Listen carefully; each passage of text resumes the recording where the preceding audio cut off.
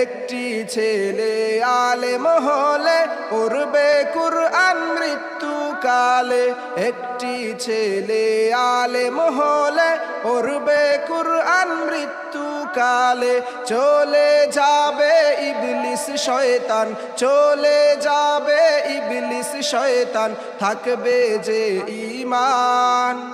জান কবজের সময় তোমার হইবে যে আসান। কুরআন শিখাও ছেলে মেয়েকে ও হে মুসলমান। জান কবজের সময় তোমার হইবে যে আসান। জান কবজের সময় তোমার হইবে যে আসান। হাদিসেতে বলেন নবী